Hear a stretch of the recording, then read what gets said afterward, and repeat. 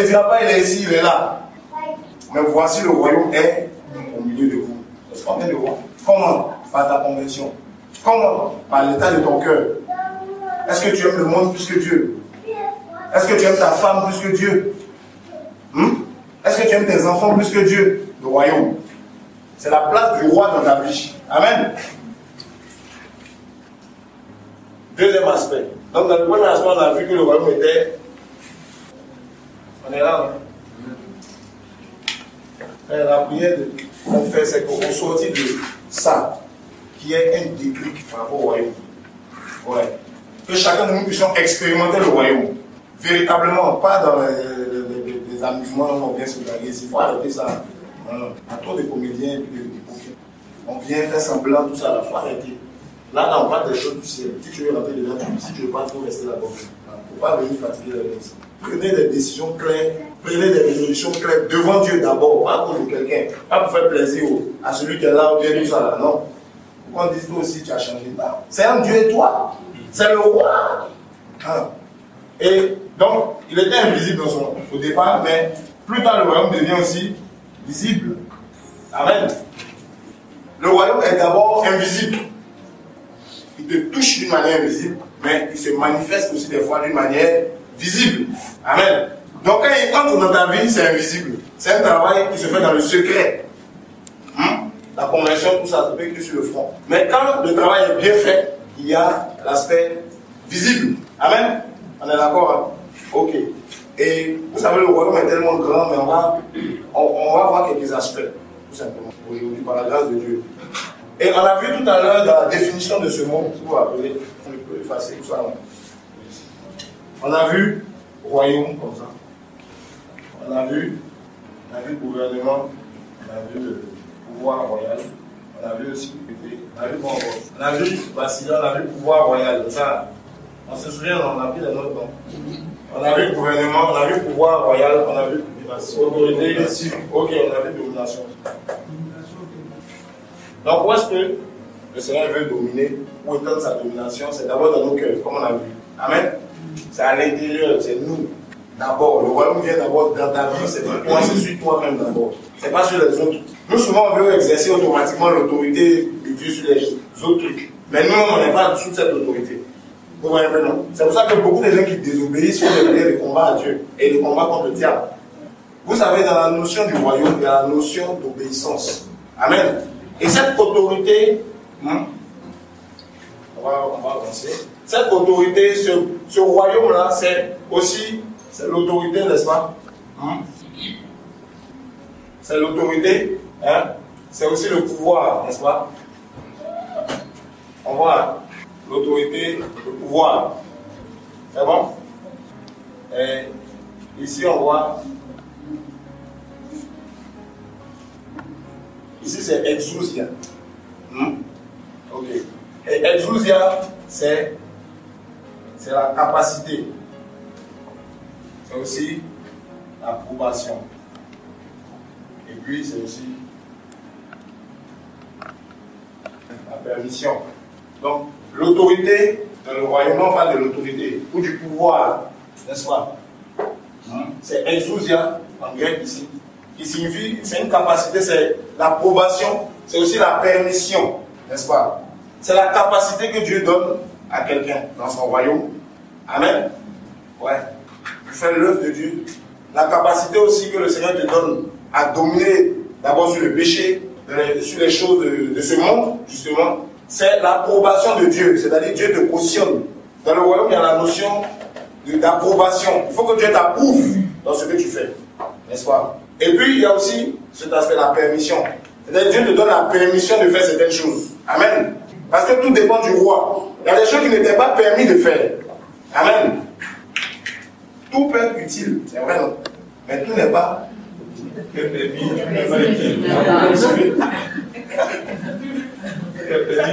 Ok, d'accord. Ah, c'est bon. Mais je dis que par rapport à ce passage, il y a quand même certaines choses. Le péché, ce n'est pas permis. Amen. Et Dieu doit être l'instigateur ou à l'origine de tout ce que nous faisons quand on est dans le royaume. En ce moment, on dépend de son pouvoir, on dépend de son autorité, on est dans un souci. On comprend. Dans tout ce que tu fais, quand tu viens exhorter, c'est Dieu qui est derrière. quand tu viens prêcher, est-ce que Dieu t'a dit réellement, tu sens, est-ce que le Seigneur t'oriente clairement? C'est-à-dire dans Exousia, on évolue dans la précision avec Dieu. C'est-à-dire, Dieu va nous donner son approbation. Dieu va mettre son cachet sur ce qu'on fait. Amen.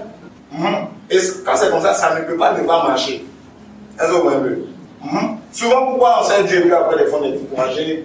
Parce que dans le royaume, on sert le roi. Le premier aspect du royaume, invisible, c'était pour toucher nos cœurs.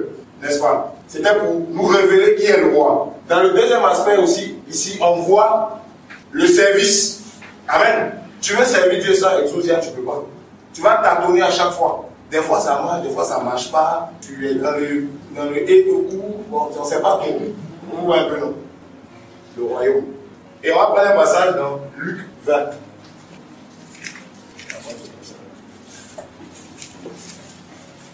Luc 20, du verset 1 au verset 2. Un de ces jours-là, comme Jésus enseignait le peuple dans le temple et qu'il annonçait la bonne nouvelle, les principaux sacrificateurs et les scribes, avec les anciens survinrent et lui dirent: dis-nous, par quelle autorité fais-tu ces choses? Ou qui est celui qui t'a donné cette autorité? Amen. Amen. Ok.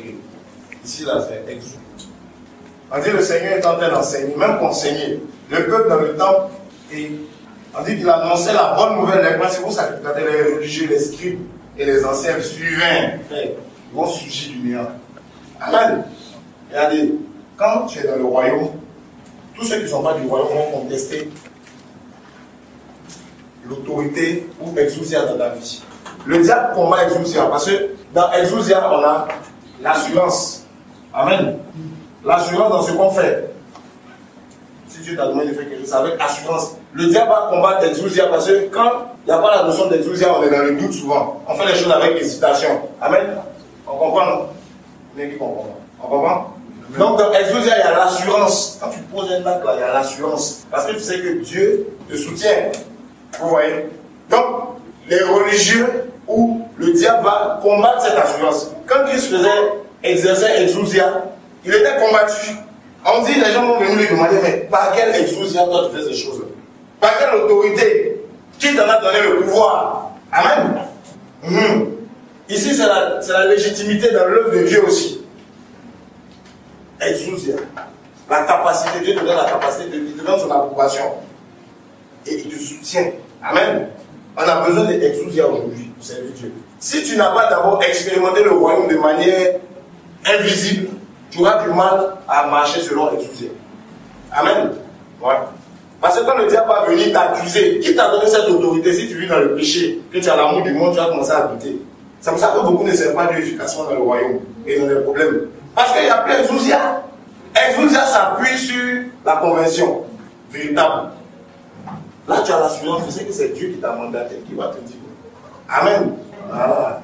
Tu sais que là, c'est pas une affaire d'un homme. C'est pour ça que Paul disait que moi, là, c'est Dieu, mon évangile, là, je le tiens de Dieu. J'ai Exousia, c'est lui qui m'a appelé pour prêcher ce message. J'ai l'approbation du ciel. Il y en a qui peut être contre moi. Amen. Les gens se lèveront, frère, mais tu avanceras. Oui. Les gens vont se liguer. La Bible dit, les gens se sont ligués contre le roi. Frère, le roi, il était dans Exousia. Quand tu as Exousia, les gens se liguent, frère. Il y a des gens qui font des réunions. Maintenant, toi, tu te dis que tu es dans le royaume. Exousia, c'est le royaume. Et puis, il y a une personne qui se ligue contre toi, tu as un problème. Amen. Exousia amène la confrontation avec le diable. Exousia amène la confrontation avec l'ennemi. Ce sont les réalités d'Exousia. Confrontation. Voici pourquoi Christ a été confronté dans le désert par le diable. Vous êtes d'accord avec moi? C'est pas vrai? Donc quand tu es dans le royaume, il y a des combats. C'est normal. Là, ton voisin, c'est normal. Voilà. Maintenant, quand tu es converti, quand tu as réellement donné ta vie à Dieu, tu supportes ces combats. Maintenant, quand tu n'as pas réellement donné ta vie au Seigneur, que tu n'es pas converti, arrivé à Exousia, tu t'arrêtes et tu fais demi-tour. Tu dis, ce désert, il est trop sec. Allez. Retour en Égypte.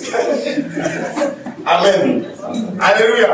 Frère, il faut que Dieu nous affranchisse. La confrontation, c'est là que beaucoup s'arrêtent. Parce que, écoutez, notre marche chrétienne ou notre marche dans le royaume, elle est éprouvée. Si tu es dans le royaume, il y a des choses, le Seigneur a mis exprès ces choses en place, c'est pour te montrer à quel niveau tu es dans le royaume. La confrontation, les attaques, les démons, des esprits impurs, et plus des hommes aussi qui sont possédés par ces esprits que le diable a utilisé pour venir. Donc les attaques sont tant spirituelles, la confrontation est physique et spirituelle. La confrontation avec le péché, tout ça, pour t'éprouver. Une fois que tu es converti, ça ne veut pas dire que les tentations ne viennent plus. Hein. Non. Une fois que tu es dans l'exousia ici, là, mais c'est difficile. Tu peux être marié, mais il y a des choses. Le diable t'attaque. Ah, souvent ta femme ne te dit plus rien. Amen. Parce que tu veux servir Dieu, tu es dans l'exousia. Ah, le diable peut te toucher à ton couple. Le diable peut te toucher à ta relation avec tes parents. La confrontation. Amen. Ah, tu te prends pour qui? Moi, il y a des démons qui me demandent ça des fois. Ça m'encourage. Ouais, c'est que je dérange, c'est bien. Frère, il faut qu'on dérange aujourd'hui. Si tu es dans le royaume, tu dois déranger, frère. Le diable doit sentir qu'il y a un fils du royaume. Il y a une fille du royaume qui se déplace ici. Pourquoi? Parce que le royaume, ça dérange, frère. Mais quand tu es dans le royaume, tu ne déranges pas. Il n'y a pas de confrontation, frère. Un royaume se lèvera contre un autre royaume. Là aussi, c'est crucial. Il faut que tu entres dedans au nom de Jésus. Le royaume, c'est le combat aussi. Et vous avez la notion du combat. Le combat, c'est pas quand tu viens et tu dis, je vous lis, je vous taillade. C'est pas ça. Le combat, c'est quand le diable se lève. Et que tu lui dis, attends un peu. Quand tu fléchis comme ça, la Bible dit que quand l'Éternel se lève, ses ennemis se dispersent. Dieu se lève pour toi. C'est l'Éternel qui combat pour toi. Amen. Quand il y a ces combats, le roi se lève. Frère, le royaume. Quels sont les combats que tu traverses? C'est que peut-être c'est là, mais que ton cœur ne se trouve point ce matin. Quelles sont les difficultés que tu traverses? Certainement que tu es dans le royaume de Christ. Parce que ce royaume est combattu. Tu n'as rien fait. David avait exaucé avec lui. Dans 1 Chronique 14, la Bible dit que quand il était un roi, les Philistins se sont levés, voilà sa recherche. Frère, c'est comme ça. La confrontation. 1 Chronique 14. Ils se sont levés parce qu'il a reçu l'onction. Frère, quand tu as reçu le royaume dans ton cœur, tu as reçu l'onction. Alléluia. L'onction, c'est l'esprit. Tout simplement. Il a commencé à travailler dans ton cœur. Tu es oint. Pour l'onction, c'est pas quand on tombe ici, forcément, non. Mais tu es oint déjà parce que Dieu a mis sa main sur ta vie. Et donc, depuis ce jour, tu es devenu l'ennemi préféré de tous ceux qui ne sont pas de Dieu. Ton onction va t'attirer des problèmes. On va parler de toi, même si tu n'as rien fait. Et tu ne peux pas te cacher, c'est le royaume. Amen. Voilà. Le royaume de notre Seigneur, il ne peut qu'être vu.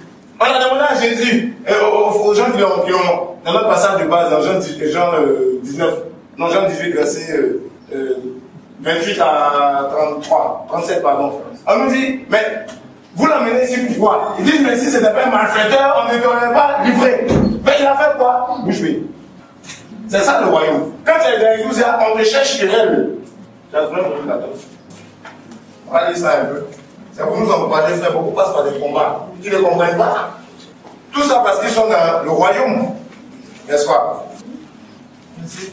À partir du verset 1. Amen. Hiram, roi de Tyr, envoya des messagers à David. Et du bois de cèdre et des tailleurs de pierre et des charpentiers pour lui bâtir une maison. David reconnut que l'Éternel l'affermissait comme roi d'Israël. Et que son royaume était haut élevé à cause de son peuple d'Israël. David prit encore des femmes à Jérusalem. Et il engendra encore des fils et des filles. Voici les noms de ceux qui lui naquirent à Jérusalem. Il y a Shamois, Shobab, Nathan, Salomon, Jiba, Elishua, Elphelet, Noga, Nepheg, Japhia, Elijama, Beliada et Eliphelet. Les Philistins apprirent que David avait été point pour roi sur tout Israël.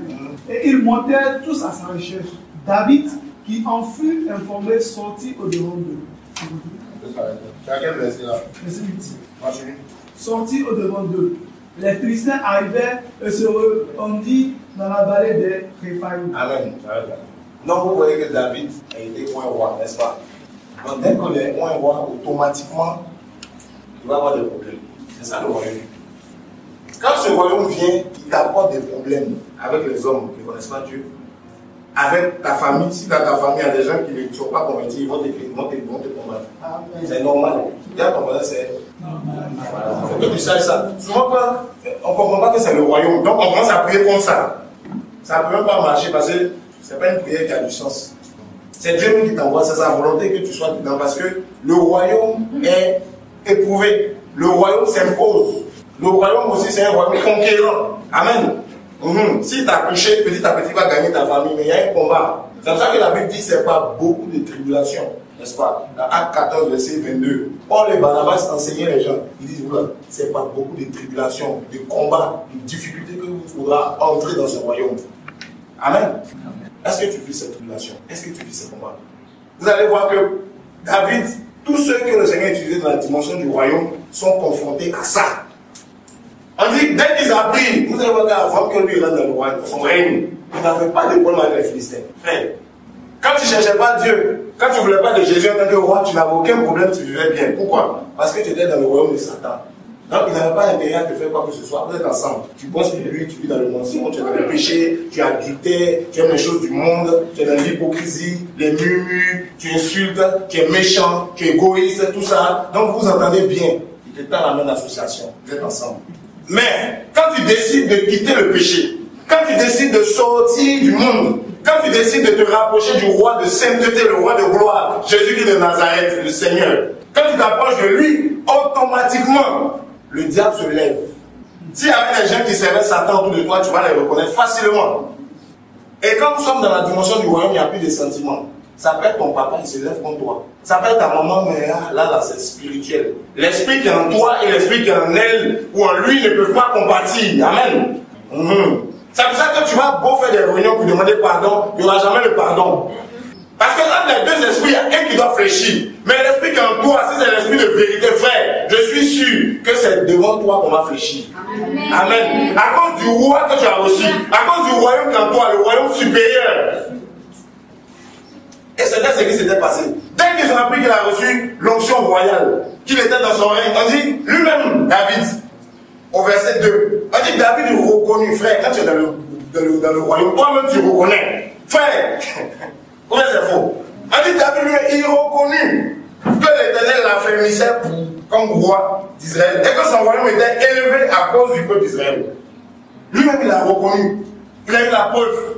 Mais quelle était cette preuve aussi? C'était les confrontations. Amen. Quelle est la preuve que tu cherches? Tu es dans le royaume. Mais c'est des signes. Qui est confronté les confrontations avec le diable ici? Où ils sont? C'est tout. D'ailleurs, ce n'est pas le royaume. Mais c'est la preuve que tu cherchais. Tu pries, Seigneur, montre-moi que je suis dans le royaume. C'est voilà, aujourd'hui tu as affranchi. Sois affranchi au nom de Jésus. Tu es dans le royaume. Par là, combat, difficulté. Et David n'a pas fui. David a combattu. On dit ils se sont répandus dans la vallée de Réphaïm. Ça veut dire qu'ils vont t'environner, ils seront nombreux. Se répandre dans un mot, frère. Amen. Tu n'auras pas un seul ennemi, les gens vont se lever. Le royaume. Mais beaucoup abandonnent ici. Pourquoi? Parce que d'abord, le premier aspect, que Dieu nous garde. Que Dieu nous aide, frère. Pour que exousia, c'est là que Dieu t'a fait nous. Amen. C'est là que Dieu te donne l'assurance, te donne la confiance. Il te soutient. Dans ces combats, Dieu te donne la paix. Pendant qu'il n'y a pas là, il y a une paix que Dieu met dans ton cœur. La Bible dit que le royaume ne consiste pas seulement dans le... C'est pas le manger, le boire, c'est la paix, la joie, la justice par le Saint-Esprit. D'après la Romains 14, 17. La paix là ici, c'est au milieu des combats. Beaucoup, comme on dit la paix, ils fuient les combats. Amen. Jésus dit, moi je vous donne une paix, mais ce n'est pas une paix comme le monde. Dans Jean 14, 27. Non. C'est la paix, mais avec les confrontations. Frère, voilà le message. Voici le roi. Voici le royaume. Donc ça, c'est un aspect du royaume aussi. Que tu dois accepter. Si à la confrontation, frère, ça ne fait pas toujours plaisir. Hein. Quand on te critique, alors que tu n'as rien fait. Ça ne fait pas toujours plaisir. Quand tout le monde te cherche, alors que toi-même tu te caches, parce que David était caché. C'est-à-dire que quand cette fonction est sur toi, tu ne peux pas te cacher aussi. Et si il y a ça dans ta vie, s'il n'y a pas ça dans ta vie, pose-toi la question. C'est ça Jésus, c'est ça le roi. Et Jésus dit que comme on l'a traité, c'est comme ça on traite tous ceux qui sont dans son royaume. Si le roi lui-même on l'a cherché, c'est que toi aussi on va te chercher. Vous voyez que beaucoup n'ont pas compris le royaume, ils ne veulent pas qu'on les touche. Donc ils passent à côté du royaume. Dès qu'on te touche, tu fuis, tu perds ta bénédiction, tu perds ta victoire. Parce que vous allez voir dans la suite que David s'est battu avec les gars. Et ça, on se bat. C'est un combat. Quand il t'insulte, tu pries pour lui. C'est ça le combat.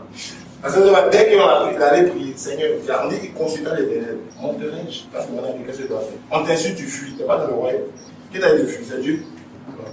Donc, on vient de voir Exousia, n'est-ce pas? Vous prenez aussi dans Marc 1, verset 22. Verset 22. Donc, prenez cette Chroniques 14, 1 à 8. C'est ce qu'on a lu. Hein? Voilà, 1 à 8. Non, 1 à 9, pardon. Voilà. Et puis, Marc 1, verset 22 aussi, où on nous parle d'Exousia. On dit que Christ enseignait avec autorité. C'est ça, non? Voilà, il enseignait avec autorité, il enseignait avec exousia, avec la capacité, l'approbation de Dieu. Et c'est ça qui touchait. Amen. Quand il n'y a pas cette approbation, là, il y a des prédicateurs, là, ça ne touche pas. Il y a des gens qui servent Dieu, mais comme ils ne sont pas approuvés de Dieu, parce qu'ils sont obéissants d'abord à Dieu, ils sont convertis, ils portent du fruit, tout ça, mais la grâce est manifestée, mais c'est plat. Vous voyez un peu?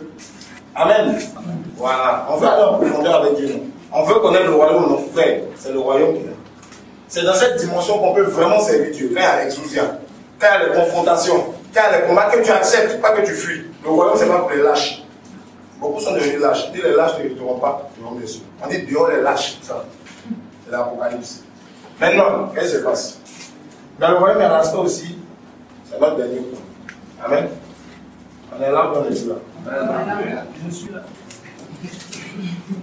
Frère, vous savez, peut-être que c'est ce qu'on est en train de faire. Ça apporte la vie. Vous savez, l'enseignement de la parole de Dieu apporte la stabilité. Parce que ça ouvre ton intelligence, ça ouvre tes yeux sur beaucoup de choses. C'est comme ça qu'il faut que tu écoutes, que tu reçoives et que tu ailles devant le Seigneur avec ça. Chaque jour, que ces choses demeurent dans ton cœur et que ces choses portent du fruit dans ta vie. Là, on parle du royaume. On veut sauver. Qui veut le royaume ici? C'est pour ça le royaume. Tu ne peux pas prendre un peu du royaume et puis laisser une autre partie. C'est pour ça qu'on voit tous ces aspects. Ça, c'est la base qu'on est en train de voir. Tu as raté ça, tu retournes dans le monde. Retourne, va pêcher comme tu veux, comme la Bible dit. Que celui qui pêche, pêche encore, par 22. Que celui qui veut pêcher, vas-y. Parce que là, tu as tout raté. Donc c'est la base. Amen. Et quand on est dans le royaume aussi, c'est la puissance. La Bible dit, je n'ai point honte de l'évangile, car c'est la puissance pour le salut de quiconque croit. N'est-ce pas? Dans Romains 1, verset 16. La puissance de Dieu, la puissance de la conversion dans ton cœur. La puissance qui change ta vie. La puissance qui change ta mentalité. Tu étais un raisonneur de ce siècle, comme Socrate. La puissance de Dieu vient pour renverser ses forteresses. Donc la puissance, n'est-ce pas? La puissance. La puissance. Donc la puissance aussi, c'est... La Bible dit dans 1 Corinthiens 4, verset 20, que le royaume des cieux ne consiste pas seulement... Donc il y a la puissance, frère. Moi j'aime la puissance. Tout ça c'est le royaume. Il y a tous ces aspects-là. La puissance. On dit quand le royaume ne consiste pas en parole, mais en puissance. Le royaume consiste. Le royaume c'est aussi la puissance. Le royaume se manifeste aussi dans l'aspect puissance. Et la puissance ici c'est dunamis. On donne en français dynamique comme ancien. Amen. Donc, dynamisme, ici c'est la puissance. Donc, tu donnes dynamite. Et c'est l'influence, c'est une influence. Dynamisme, c'est une influence du Saint-Esprit. C'est une influence de l'Esprit. C'est une influence du Saint-Esprit qui produit des signes, des miracles, des prodiges. Amen. Parce qu'on a vu tout à l'heure que tout ce que nous sommes en train de voir, mais c'est le Saint-Esprit qui est derrière tout ça. On est d'accord? Donc, l'aspect principal du royaume, c'est le Saint-Esprit. Il touche nos cœurs, il agit dans nos vies, il amène l'approbation de Dieu dans nos vies, tout ça, et il attire aussi les problèmes. On a vu ça. Et puis, l'Esprit aussi se manifeste dans l'aspect puissance. Frère, s'il n'y a pas la puissance de Dieu, on est mal barré. La Bible dit qu'il y a les puissances des ténèbres. Amen. Donc, c'est une question aussi de puissance. C'est-à-dire qu'il y a la puissance qui est en toi, qui agit au travers de ta vie, qui produit des signes et des miracles aussi. Amen. Donc c'est une influence du Saint-Esprit, ou si vous voulez l'influence du Saint-Esprit, qui produit des signes et des miracles. C'est l'influence du Saint-Esprit. Le Saint-Esprit t'influence, te pousse, t'accompagne. Amen. Amen. Amen. Ok. Et c'est aussi un revêtement. Dans Luc 4, le verset 14, la Bible nous dit, on parle de la puissance. Ouais, je suis très attentif. Là, c'est le dernier point qu'on est en train de voir. Amen. Et qui aspire à la puissance de Dieu ici? On n'aime pas la puissance de Dieu. Il faut aimer la puissance de Dieu. Parce que sans la puissance de Dieu, on ne peut pas être délivré de Satan. Satan est puissant. La Bible dit que le monde entier est sous la puissance. C'est une question de puissance. Amen.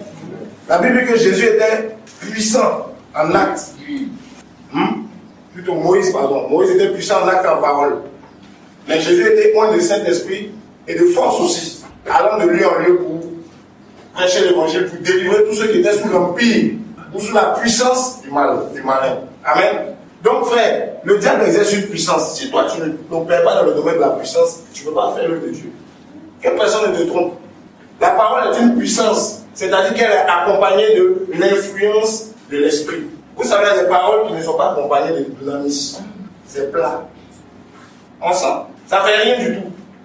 La puissance, là, c'est pour délivrer. La puissance, c'est pour apporter le salut. La puissance, c'est pour accomplir des prodiges, des miracles, des signes. Des choses que l'homme ne peut pas faire. Amen. Des choses qui prouvent véritablement quelque part que Dieu est derrière cette affaire. Amen. La délivrance des cœurs d'abord. Donc, ce n'est pas seulement la puissance, c'est vrai, il y a les miracles, mais c'est d'abord le miracle de ta conversion. Donc, quelqu'un qui travaille avec dynamisme, c'est quelqu'un qui va emmener les gens à la conversion. Parce que lui-même est déjà converti aussi. Amen.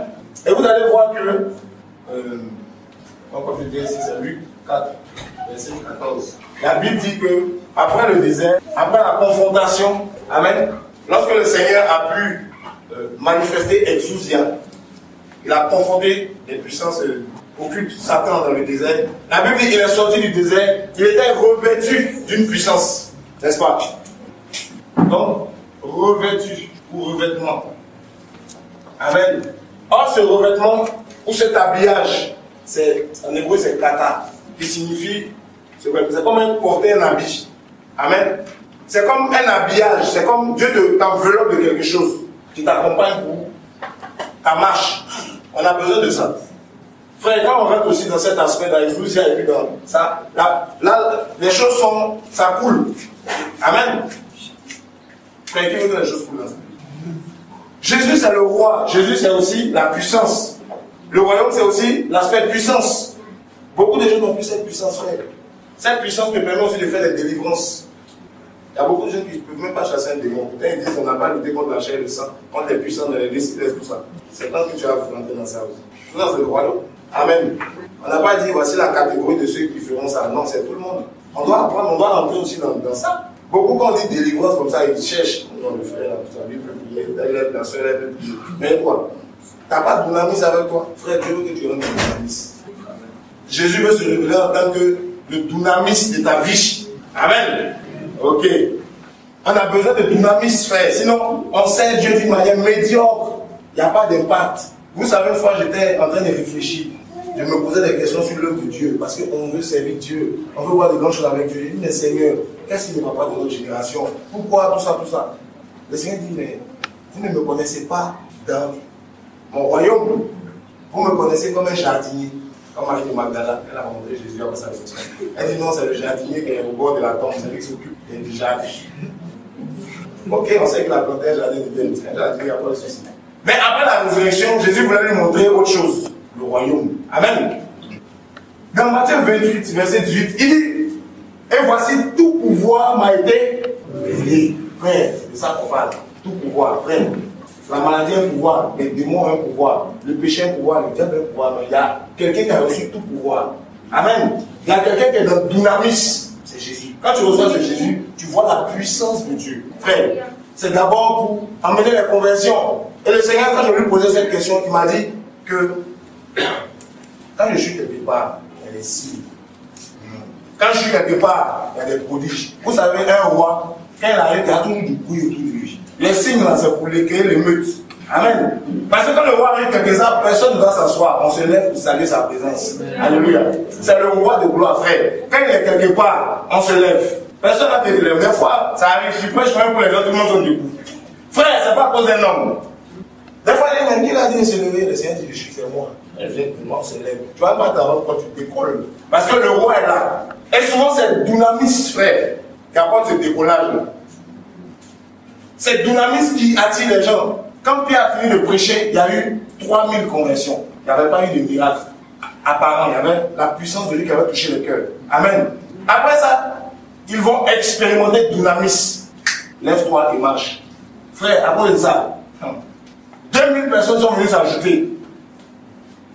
C'est ça l'œuvre de Dieu.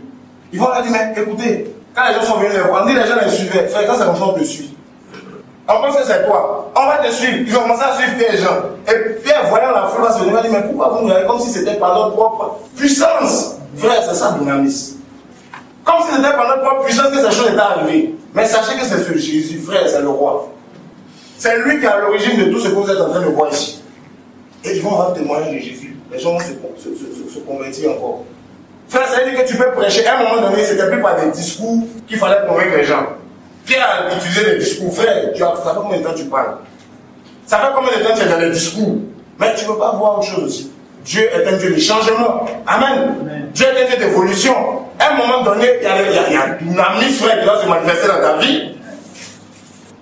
Et Dieu veut te conduire dans le dynamisme ce matin, frère. Dieu veut te conduire dans la révélation de sa puissance, frère. Une puissance pour toucher les cœurs. Une puissance pour accomplir des signes. Une puissance pour accomplir des prodiges. Une puissance qui va faire que les gens vont se lever. Une puissance qui va attirer les gens, frère. Une puissance qui va te faire voir Jésus en tant que le roi. Frère, s'il n'y a pas de dynamisme, les gens auront du mal à croire que Jésus est roi. Que Jésus est Dieu, frère. Le royaume d'en haut, c'est le royaume de puissance. C'est le royaume de dynamisme. Amen. Tu as besoin de cette puissance dans ta vie. Tu as besoin de rencontrer le dynamisme, frère. Quand tu rencontres Jésus en tant que le dynamisme, frère, il y a des choses qui se passent. Il y a des signes, il y a des prodiges, il y a des miracles.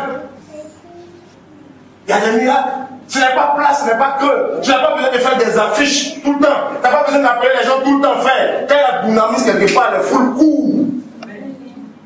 Les gens se lèvent parce qu'ils voient ce que l'oreille n'a pas entendu, ce que l'œil n'a point vu. Amen. Ils entendent des choses nouvelles, des témoignages comme pas possible. Ils vont croire, frère. Pierre pourrait dire, nous ne pouvons ne pas parler des choses que nous avons entendues et des choses que nous avons vues. Mais qu'est-ce qu'on a vu? On a vu le dynamisme. Amen. Frère, quand Jésus marchait, il marchait avec dynamisme. Multiplication des pains.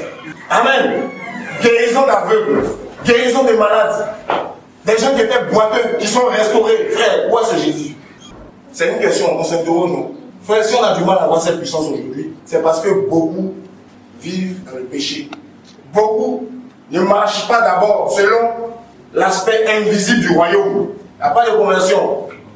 De temps en temps, Dieu fait grâce pour toucher quelques gens. Mais ce n'est pas l'excellence du royaume. Ce n'est pas dynamique. Dynamique, c'est ton habit. C'est sur toi. Amen. Même quand tu dors, les démons sont dérangés. À lui, frère. Même dans ton sommeil, tu inquiètes. Il y a des signes, il y a des miracles, mon frère. Amen. Et vous voyez dans la Bible, il y a des gens qui marchaient dans la dimension de dynamisme. Même quand ça tombe, ces ossements, frère. Alléluia. Parce que la puissance aussi, c'est le revêtement, c'est l'onction de Dieu. Tu veux servir Dieu, il n'y a pas que la puissance, frère. Vous allez discuter comme des théologiens, c'est tout. L'autre te dit, moi je pense que.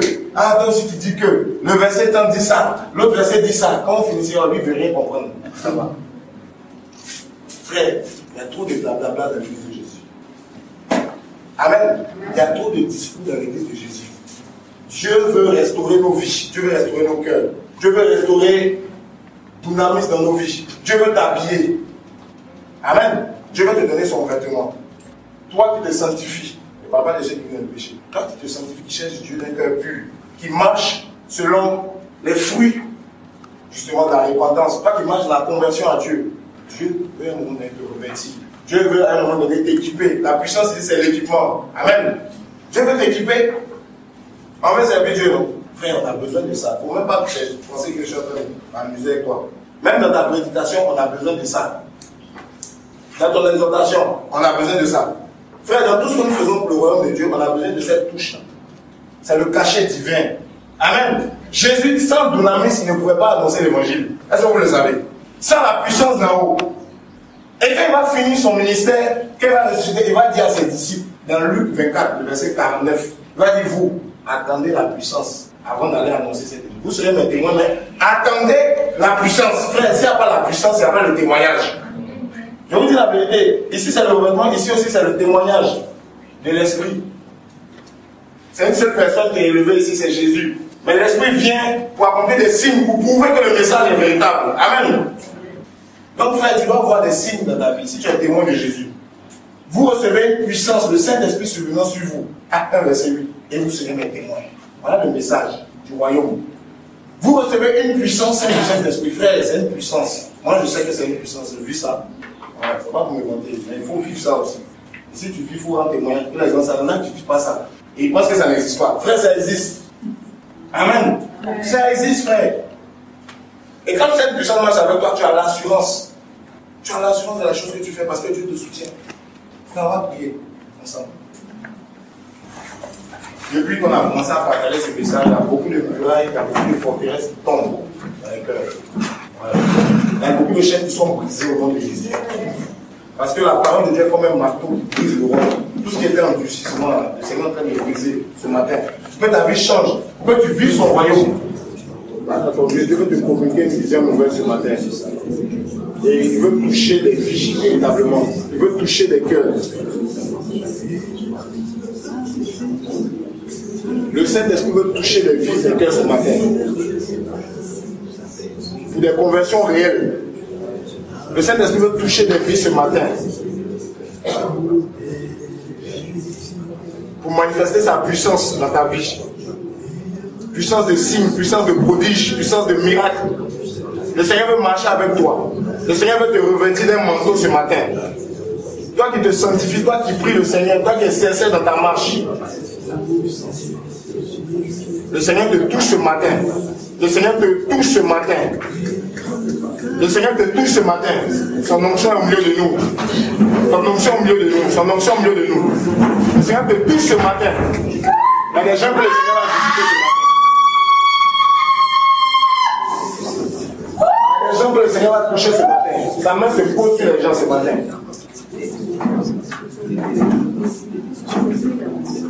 Longtemps tu as pensé que le roi exerçait comme dans le monde, mais le Seigneur veut te montrer qu'il n'a pas changé. Il n'a pas changé. Le Seigneur veut te conduire dans une dimension ce matin. Pour que tu prêches sa parole avec vie. Pour que tu prêches sa parole dans la sainteté, dans la sanctification. Le Seigneur t'interpelle une vie de sanctification, je parle à quelqu'un. La sainteté de Dieu.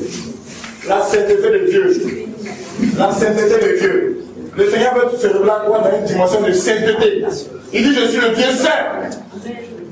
Le Seigneur veut te dire, le Seigneur va te trouver pour l'évangélisation.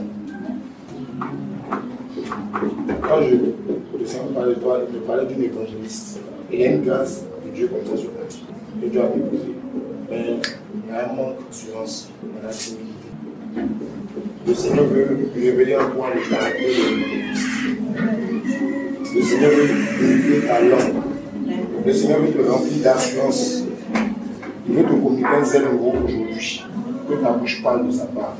Pour que tu annonces toutes ces choses qui te montrent dans le secret. Toutes les visions que tu as. Dieu veut que tu les fasses sortir.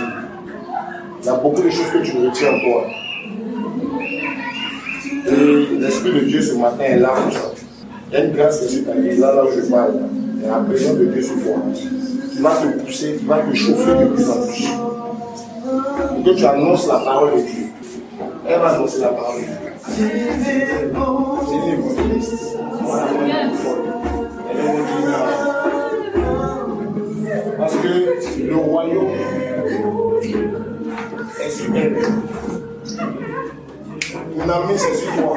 Elle jusqu'à t'accompagner. Tu vas annoncer la parole au travail. Tu vas prêcher l'évangile dans ta famille. Tu vas prêcher l'évangile dans la rue. Beaucoup de gens seront étonnés, riches.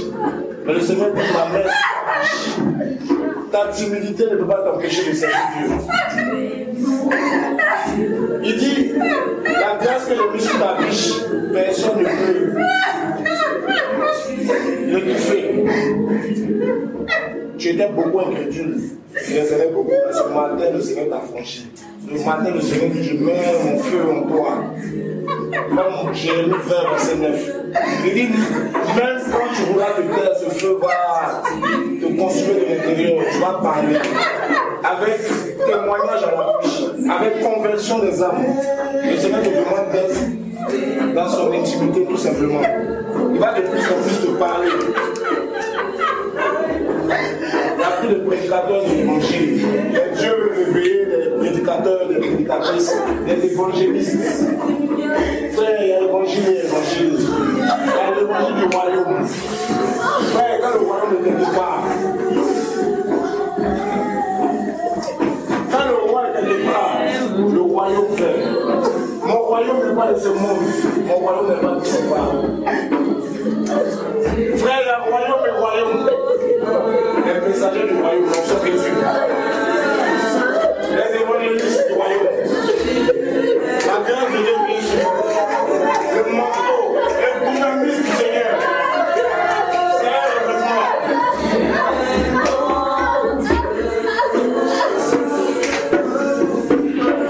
le tout royaume a une ambassade. Et l'ambassade est composée de diplomates, frère. Un diplomate spirituel.